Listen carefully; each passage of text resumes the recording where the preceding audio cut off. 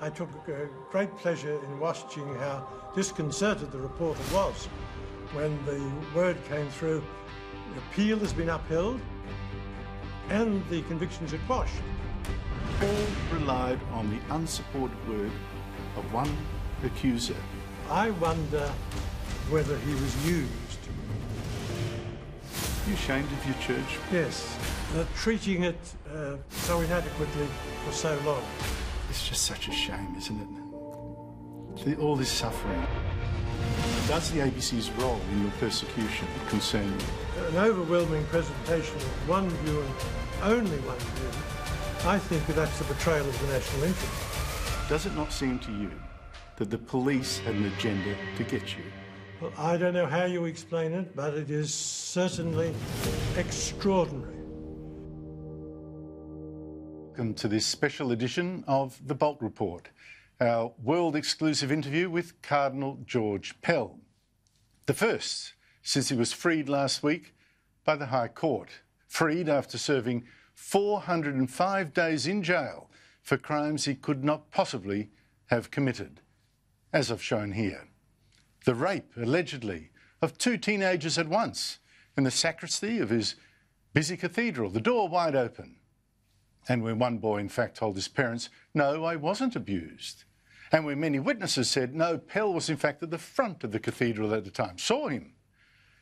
And when the sole accuser was himself in a choral procession and could not possibly have reached that sacristy before it was filled by people changing and storing things away from the Mass. This is an extraordinary case where neither the alleged criminal nor the alleged victim could have been at the scene of the alleged crime, at the only time that crime could have happened.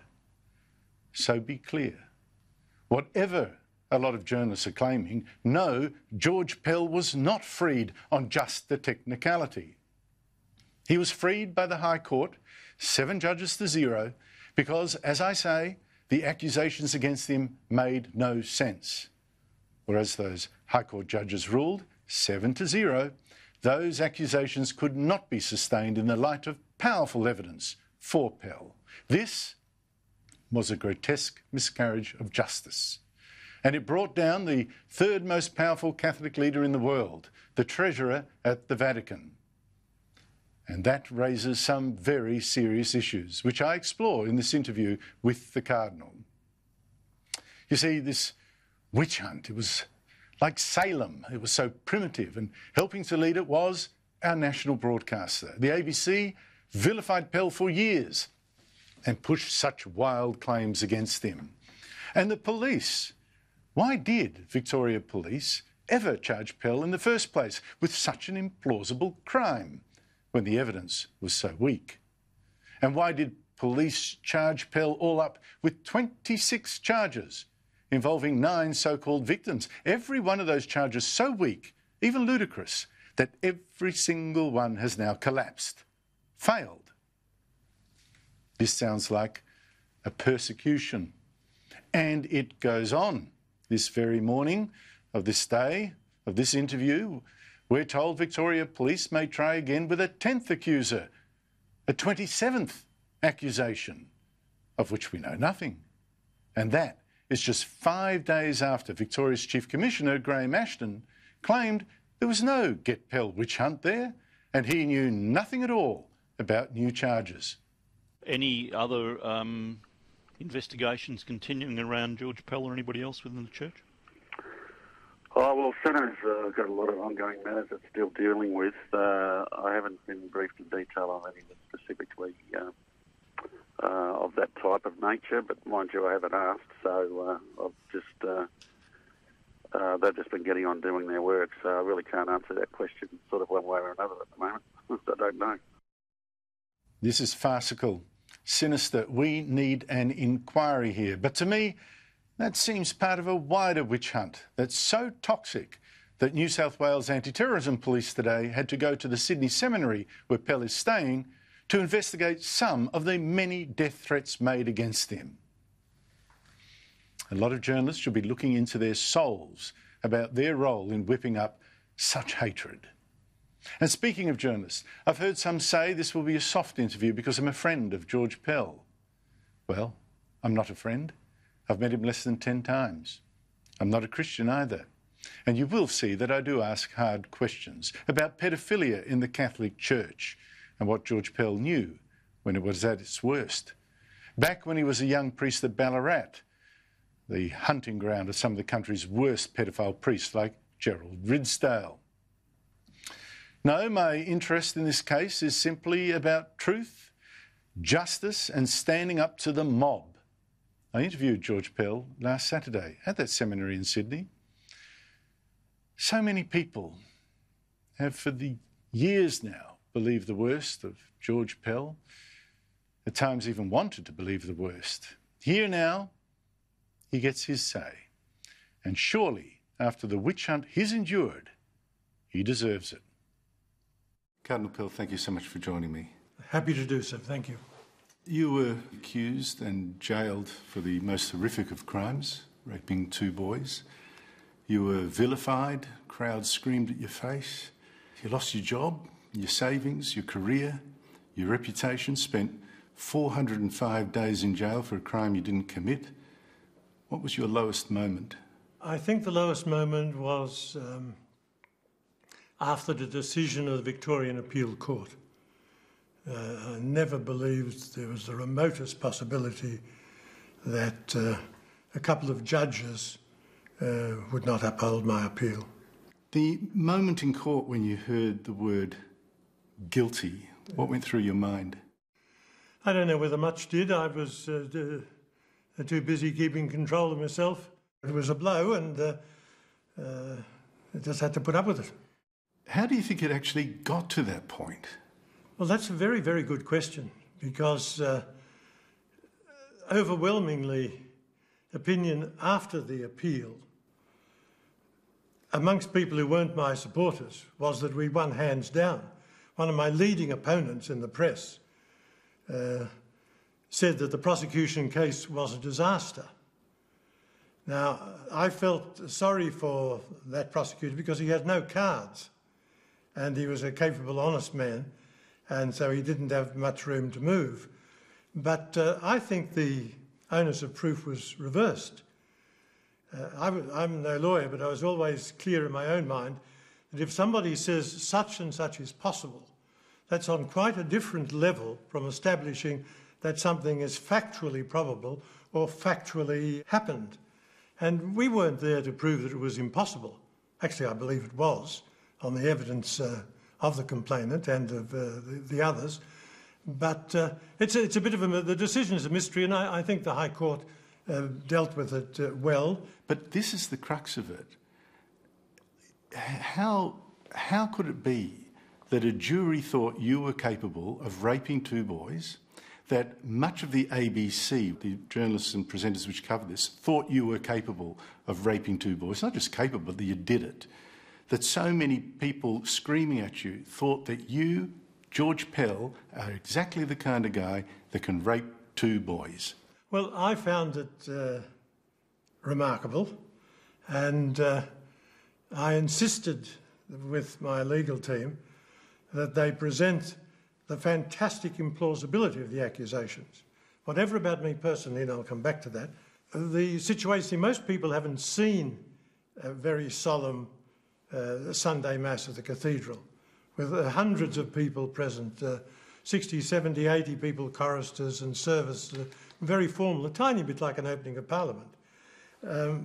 So they had difficulty envisaging that contrasting background with the crimes. I mean, a lot of people don't like my views. I'm what's called a social conservative. I'm a believing Christian, and I have stated my views quite clearly on many cases. In many cases, well, one reason is because I love Australia, and I want Australia to stay strong and maintain its strengths, and I think a lot of those are based on our point of view. So a lot of people don't like my views, and of course, the first jury couldn't agree, and the second jury met for 4+ days. So I suspect my supporters just caved in. If it were me, I'd feel sick to my stomach that people thought that I was capable of such a crime. How did it get to that point? Well, terrible crimes have been committed in the church's name. I think it's a bit ironic that I'm the figurehead, the scapegoat that has copped most of this because of what I did very, very early in '96 to set up the Melbourne response. But one consolation for me, of course, as a Christian, for no Christian is any earthly tribunal the last tribunal. So you've got your own conscience, is what you know is right and wrong, and I know I won't be able to fool my good God. Why would people have believed this of you, though? Is there something about how you've presented yourself? Have you looked back and thought, gee, I should have done this or that? Is it the fact that people don't think you seemed sufficiently shocked by the abuses in the church, that maybe you were covering up and therefore you were that kind of monster? Well, I think you'd have to ask them. It's a bit of a mystery to me, but nonetheless, people do feel like that. And as I said, I don't think the church has ever got enough credit for the fact that we broke the back of this problem. The offending stopped. Not completely, but almost completely from the middle 90s. One thing that a lot of people seem to focus on, George Pell did not give evidence in his own defence. He stayed silent in court, and if you were an innocent man, you want to stand up on your own feet and shout it, but you didn't. Well, I understand that reaction. I've got an enormous sympathy for it. I think I should preface it by saying that I did answer very, very comprehensively at the police interview, stating quite emphatically what I thought of it and pointing out it was impossible. Now, the fact that I didn't speak, especially at the second trial, I had decided, against the advice of my lawyers, that I was going to speak. And normally bishops are supposed to do what their advisors tell them. I haven't always been good at that, so I'm a bit sensitive about going against my advisors. But I became so incensed at the way the prosecutor dealt with Potter and Portelli. These are two witnesses. These are that the gave two witnesses who evidence said they were with me all the time. No one was game to say they were lying, because it would have been very clear from their responses they weren't. They gave me alibis. I thought that if I get in there, I'll have such a go at that fella because of this outrage. I thought the alternatives were that there'd be a hung jury or I'd be acquitted. And I thought, now I might come across as my nasty, aggressive self. It might be counterproductive. For once, I'll do what the legal team wants, and I didn't appear, but that's why I didn't. Who paid for your defence? Because it must have been horrifically expensive. There was a committal hearing. There was investigating all the charges before that. There were 2 trials. There was the appeal court in Victoria, and there was a high court. That adds up to millions and millions of dollars. Who paid for all that? A lot of very generous people. Some of them wealthy people who kicked in very solidly, very solidly. A lot of them very good Christians and Catholics who weren't wealthy people at all. And of course I kicked in my own super and more. So you've got nothing left? No, I couldn't quite say that, but I got considerably less than I had. And did the church pay you? Not a thing. Not a thing. There was a lot of gloating media coverage when you went into jail that you would be held in solitary confinement for your own protection because prisoners hate pedophiles and your life was at risk. There was gloating coverage that maybe you would face serious assault or something like that. You were also in solitary confinement for almost all that time. How tough was it in there, and how much threat did you feel you were in? I don't doubt that there was threats, but quite a number of prisoners said to me, it's the only time, some of them had been there a long time, they'd ever heard anybody, any prisoners, taking the side of a priest who was convicted of pedophilia. So I actually heard a debate by the prisoners down the other end, one and the other, as to whether I was guilty or not.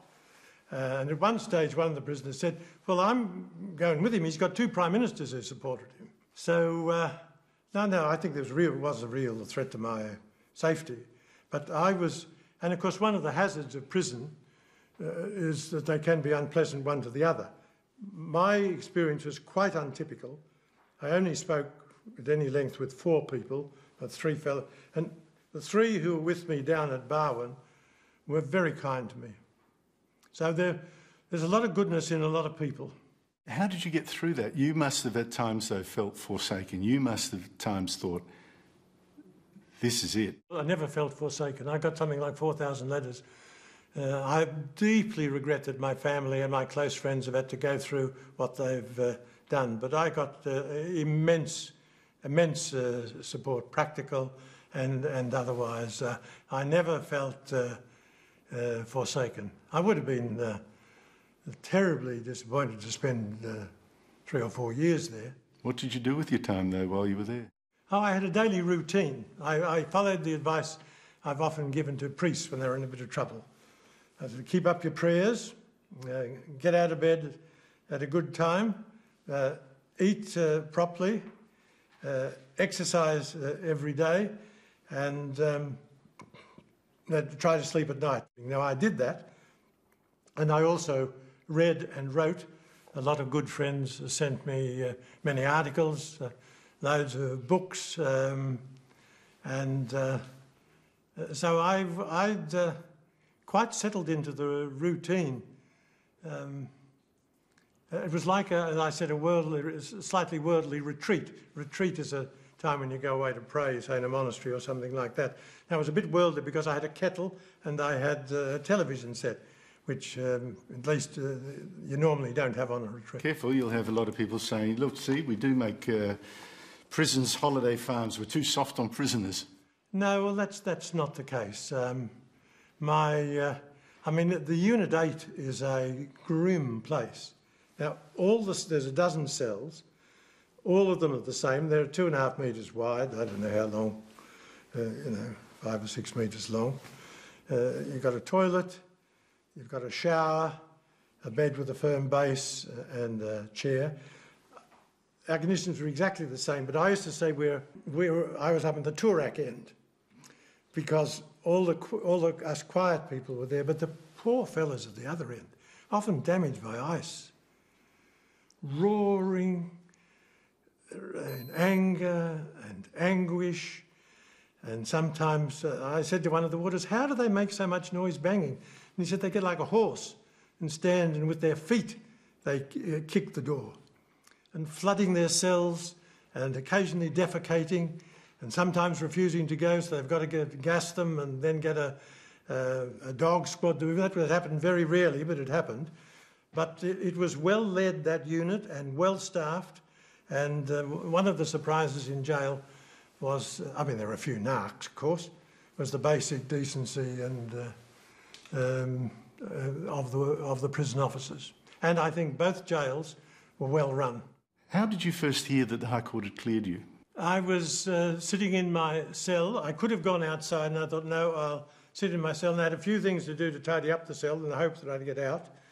And then about 9:30 or so, I sat down and I went through my prayers, and about 5 to 10, a couple of the prisoners who were in the adjacent internal area, one of them said, Channel 7 are showing it live. So I went to 7, and so I took great pleasure in watching how disconcerted the reporter was when the word came through, the appeal has been upheld and the convictions are quashed. And so he rallied a bit. And then a minute or two later he said, and it's 7-0, 7-0. So that was how I heard. And when it came through, one enormous cheer went up from outside. And then my two friends came knocking on the door congratulating me. Your two friends, one being a murderer? No, he's not. Well, I don't think he is. And one of the things I've become a bit interested in is people who are falsely condemned. Your first days of freedom were absolutely surreal. You've had vandals attack your old cathedral. You had vandals or protesters come to the monastery that first took you in, sheltered you. You left to spare the nuns more harassment. You were chased all the way to Sydney by journalists. The journalists camped outside here trying to get to you. You've had journalists gloating in the papers that, well, you're not really innocent, you're kind of guilty, particularly ABC journalists. I've also been overwhelmed, though, by the number of emails that I've received that are so utterly, utterly grateful that you're free. I admit that I'm hearing more from your supporters now than I did before you were pronounced not guilty. Your head must still be spinning. Well, I'm still sort of a bit flat, just coming to, settling in. But all those terrible things that happened to me, I'll tell you something. It's much better that they happen to you when you're free than when you're either condemned or about to be condemned. George Pell, you're laughing now. How angry are you really? No, I don't think anger is a particularly strong... for example, I've got no anger, no hostility towards my complainant. I never had, for some reason. I feel a bit sorry for him. Do you think the police were out to get you? Well, I don't know how you explain it, but it is certainly extraordinary. One of those teenagers, the other one, now dead, said he wasn't raped at all. So it all relied on the unsupported word of one accuser. I wonder whether he was used. You're free to speak. I am free to speak.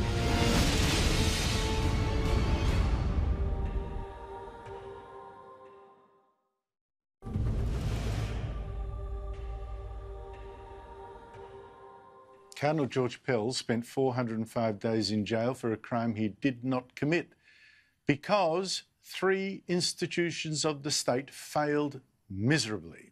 And that is what makes this miscarriage of justice so very important. There was the ABC, our national broadcaster, vilified Pell for years, whipped up an anti-Pell hysteria. Then there's the Victoria Police, charged Pell with a crime he could not possibly have committed. And finally, the judges. Victoria's Court of Appeal last year decided 2-1 to keep Pell in jail in an inexplicable decision that was savaged last week by the High Court. And here we get to the heart of the scandal. So let's start with some of the institutions that brought you down. Let's start with the role of the Victoria Police. It created a task force that trawled for complaints, that searched for people that might have been abused by you. They started with the presumption you must have abused someone, went to the media and appealed for people to come forward. They did. They advertised for business. Advertised for business. They eventually found, it thought, 9 such people. It charged you with 28 separate offences involving those 9 people. Every single one of those charges has fallen by the wayside as completely preposterous or ultimately just been overturned. Not one survived because they were obviously too weak. Do you think the police were out to get you? Well, that's not a question for me. I don't know. There's a little Latin tag that says nobody's a good judge in his own situation. Would you disagree with me when I say, to me, that seems a pattern of persecution by the Victoria Police? Well, I think to be a little bit legal, I think the onus on them in the face of that evidence would be to show why that's not true. Many of those 26 charges were clearly a joke, preposterous. Some involved you supposedly taking a boy out of a boys' home several times to rape him on an altar, even in public at a cinema where he supposedly screamed, is sitting on your lap for 3 minutes, screaming from the pain. No one apparently notices. What gets me is that the police charged you, even though it turns out that the boy didn't live at that home in the year that supposedly happened. You didn't work at that home. The film you allegedly took him to didn't screen there that year. Well, that's correct. Were you amazed at the utter sloppiness of the police investigation? I was, and that's a classic case. I mean, this St Joseph's Home business, I was hardly ever there. Given it is 40 or 50 years ago, it's difficult to say you were never... I think your evidence was that you were there once. That's right, when they were closing it down. And I mean, and all the nuns say that, and actually we've got other witnesses too. Now, some of the kids reckon I was there, but of course, you see, I wasn't well known in the 70s the way I am now. How in the hell would you know who was coming in terms of a young cleric or a young brother or something like that? Give you another example. One of the 4 charges that the High Court overturned involved you allegedly in full robes after Mass, accompanied by a priest right next to you in a small corridor crowded with 50 choristers. You allegedly, according to this police charge, of which you were convicted, jumped on one boy out of the blue, pushed him against the wall, squeezed his testicle hard. Police charged you, you were convicted. Police did not investigate, did not interview one single witness. They just accepted the boy's word. I ask you again, does it not seem to you that the police had an agenda to get you? Well, I don't know how you explain it, but it is certainly extraordinary. And I mean, they had to be pressured into speaking to the choristers. I think it was the prosecution, after some period of time, it might be a couple of years, got them to do that. That paralleled... And the choristers, by the way, all said they didn't recall any such thing. Exactly, yes. How would you react if the Victoria Police were to keep trawling for victims, keep trawling for attempts to prosecute you? Well, I wouldn't be entirely surprised, but who knows? That's their business. Is there an anti-Catholic agenda in Victoria, in its institutions, both the Victoria Police and the Victorian Court of Appeal, which found 2-1 that no, the convictions were fine, you stay in jail?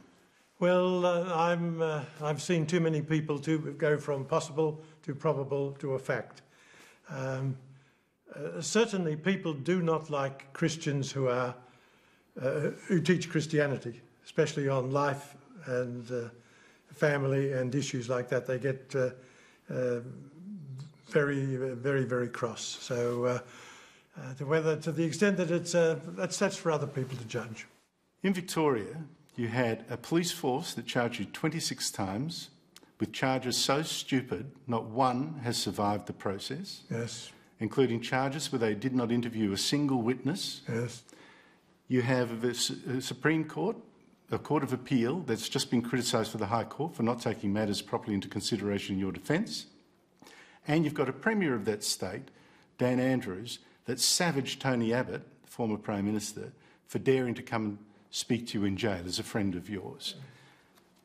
Are you worried about Victoria, Dan Andrews, being the Premier of a state that seems so determined, its institutions at least, from one interpretation, I don't know if it's true, but seems so determined to get you? I'm no longer in Victoria. I think... You're free to speak. I am free to speak. It's difficult to understand motives, but all the factual evidence that you have presented is actually true. And I think each can draw his own conclusions. The culture wars are real. There is a systematic attempt to remove the Judeo-Christian legal foundations, the examples of marriage, life, gender, sex, and those who oppose that, unfortunately, there's less rational discussion, and there's more playing the man, more abuse and intimidation, and that's not good for a democracy. So you think you're a victim of the culture war here? I think that contributed. There's one more institution, taxpayer-funded, national institution, the role of the ABC. Mm-hmm. For years it has demonised you. I can't recall a single presenter or journalist that has ever spoken in your defence. It devoted an entire 7:30 program to claims against you, not one of which has resulted ultimately in you being found guilty. ABC journalist Louise Milligan wrote a whole book about claims, again, not one of which has stood the test. And ABC journalists like Barry Cassidy are still claiming you are not innocent. Mm-hmm. Does the ABC's role in your persecution concern you? Yes, it does, because, I mean, it's partly financed by Catholic taxes. I believe in free speech. I acknowledge the right of those who differ from me to state their views. But in a national broadcaster, to have an overwhelming presentation of one view and only one view, I think that's a betrayal of the national interest.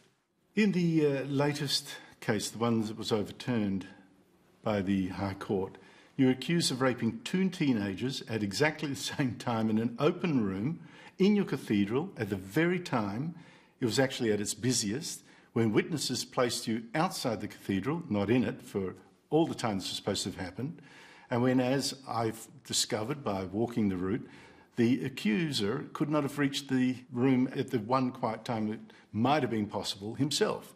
Neither you nor your alleged victim could have been at the scene of the crime at the only time that the judges of the Victorian Court of Appeal said the crime couldn't happen. One of those teenagers, the other one, now dead, said he wasn't raped at all. So it all relied on the unsupported word of one accuser. What do you think motivated him? I don't know. I don't know. I wonder whether he was used.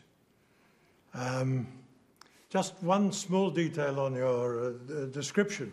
It is his own evidence that shows that he couldn't be there. It doesn't rely on anybody else. That's from his correct. own account that he couldn't be there. The servers were there and I was at the front. But leaving all that, he couldn't be there at that time. Which is, so I used to say, I said to the legal team, not even a credible witness can be in two places at once. Our memory is so fallible. Or, something might have happened by someone else in some other place, and it's transferred into this impossible scenario. So I don't know what the poor fellow was up to.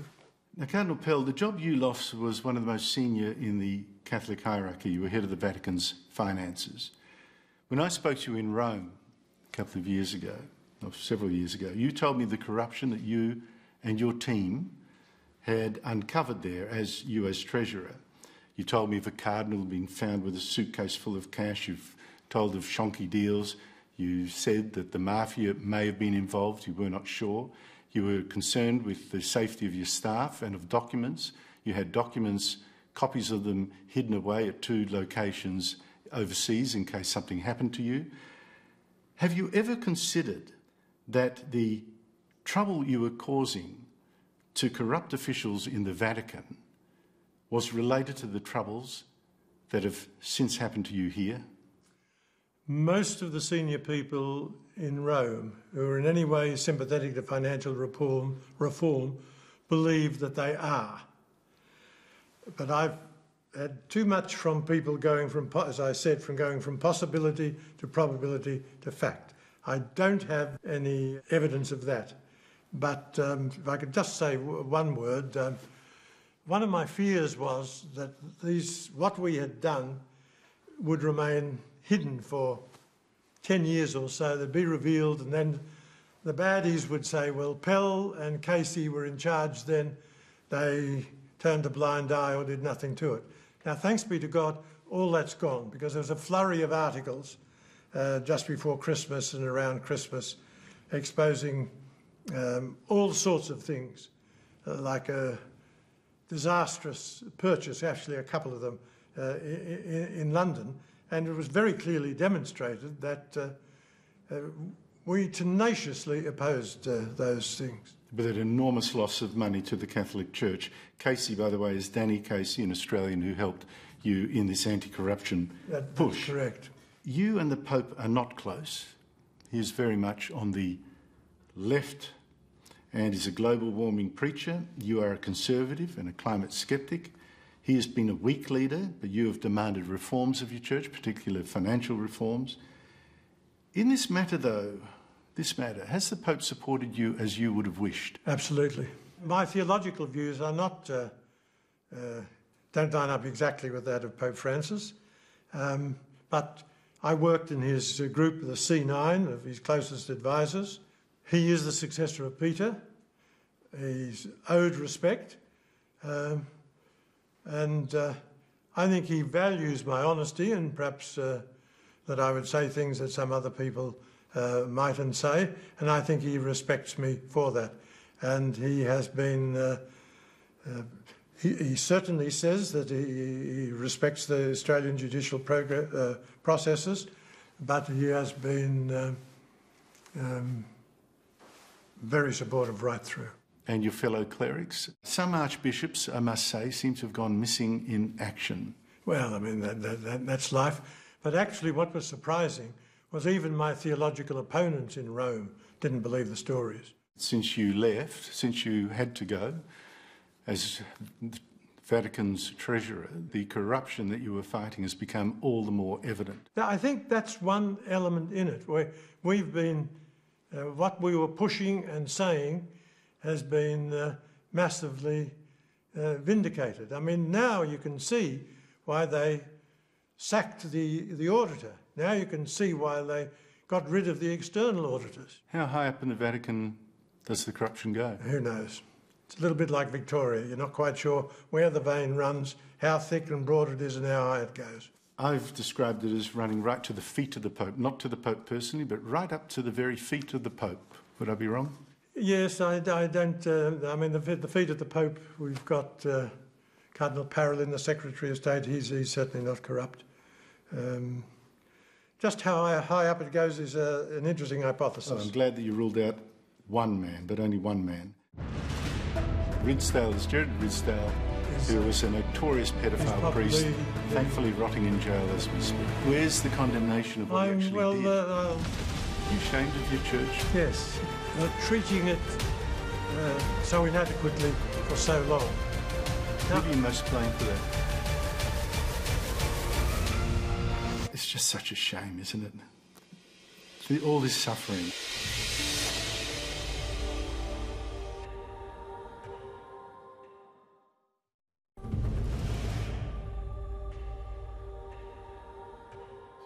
What Cardinal George Pell went through would destroy many people. Convicted as a pedophile, jailed, vilified daily in the media, his career ruined, his reputation ruined, his safety.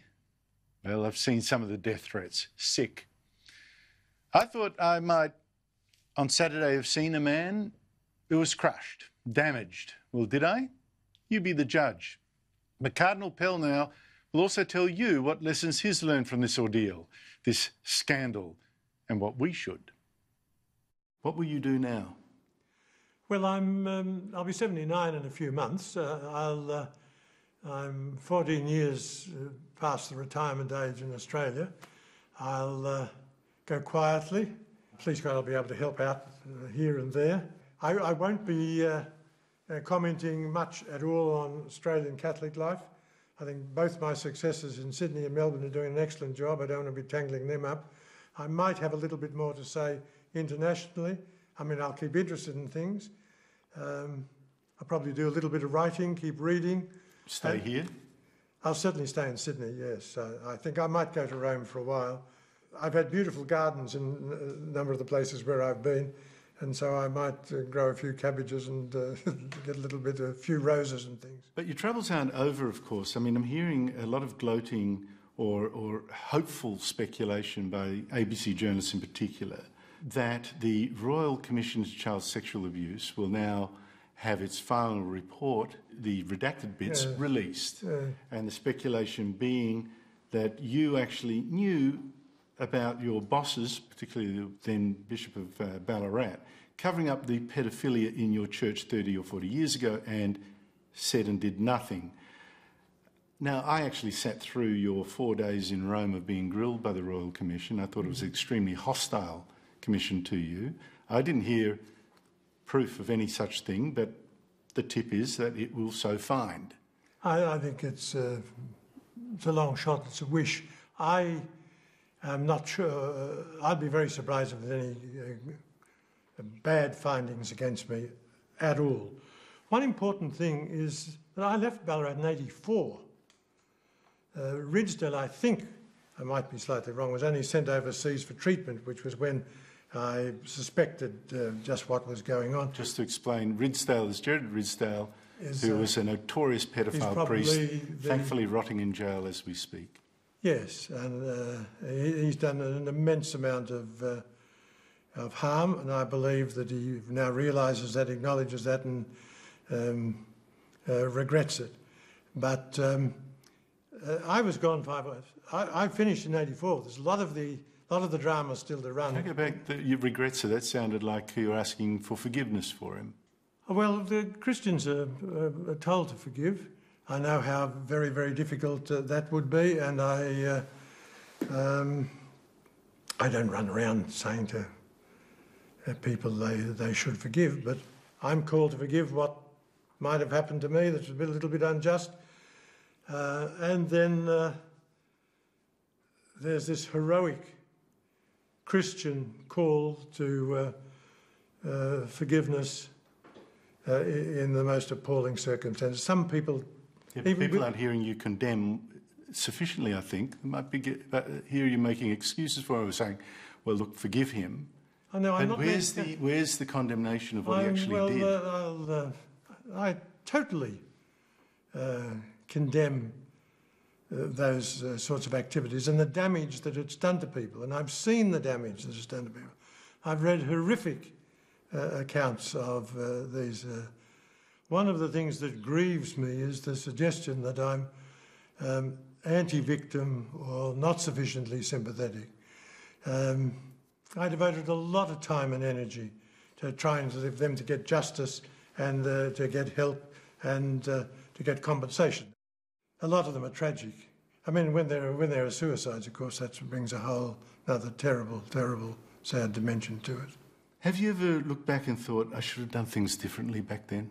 Occasionally, yes. Especially, I think I might have said too much here or then. But on this matter, I don't regret setting up the Melbourne response. It was a world first. In my 5 years in Melbourne, we helped 300 complainants. When I left Melbourne, a lot of public, not a lot, but a number of senior figures in the state said to me, well, that's one good thing you've done. When I was in Sydney, I loyally implemented the Towards Healing. They had 2 reviews. I put in lengthy submissions to try to improve it. I worked hard. And when it wasn't easy or fashionable, to get something in place, not run by clerics, that would give some protection and redress to these people. And I've worked consistently at that since at least the middle 90s. How scarred are you by everything you've gone through? That's a difficult... I'm not sure how deeply scarred I am. I'm deeply affected by it. I mean, you couldn't not be. But I wouldn't regard myself as seriously wounded in any case. How did you not end up killing yourself? A lot of people... A lot of rubbish. Well, a lot of people... I'm a Christian. Christians, if they're sound of mind... That was too... I put it too crudely. The process you went through would have destroyed a lot of people. And I know of people who have killed themselves rather than go through it. How did you survive to the point where you're saying, I'm not scarred? I did say I was wounded. Because I knew I was innocent. Now, that's an entirely different situation from somebody who knows that they're guilty. When you're in a sound mind, and you don't think of suicide. It never entered my head that I might suicide. Yet you must have been, at times, severely depressed. In fact, I once heard a report that at one point you were quite low. Being a Christian, did it help you go through this? Oh, there's no doubt about it whatsoever. I mean, that's what a Christian... if you can't pray when you're in trouble, your faith is very weak indeed. And one of the strangest teachings about Christianity, and the most useful teaching, is that you can offer up your suffering. The suffering is not just a brute fact that's got no... I mean, sometimes pain alerts us to an illness. Sometimes pain is just terrible, terrible pain. Now, a Christian can offer that up to the good God. You never said, my God, why hast thou forsaken me? No, but I have said, my God, what are you up to? And what was he up to? Don't know. What's the meaning to come out of this? What's the solace? Well, the solace is that I was cleared. Yeah, but not before you went through absolute hell. But nonetheless, I was cleared. And I mean, there are thousands, if not more, people all over the world praying for me. And I seriously believe that one reason that I coped so well with the adversity was the prayers of all these people. What do the rest of us have to learn from this? Well, I say faith is a help. I say there is a God. He's interested in us. He's good. He's got funny ways. Christ explained what life's about. And that you can get meaning out of the most terrible suffering. What about the mob mentality that brought you down?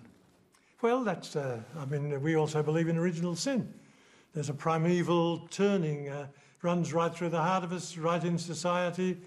And when people are badly, badly injured, it's sometimes hard to do the right thing. I mean, I remember once one poor middle-aged man absolutely screaming abuse at me as I came in.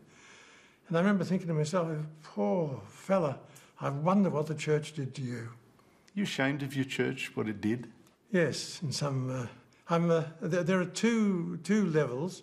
One is the crimes itself, and then the treating it so inadequately for so long. Now, who do you most blame for that? Well, it was the whole culture. I don't think the church did it as though we were doing one thing and the rest of society was much more enlightened. People didn't realise what, to the extent that we do now, what damage was done. It's just such a shame, isn't it? All this suffering, and you never look back and thought, a whisper, I could have picked it up. Oh, well, I mean, obviously.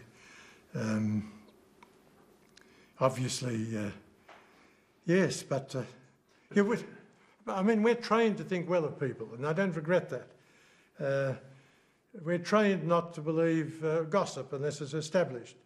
There's now, some priests are gossip, but most don't run around detailing the faults of others.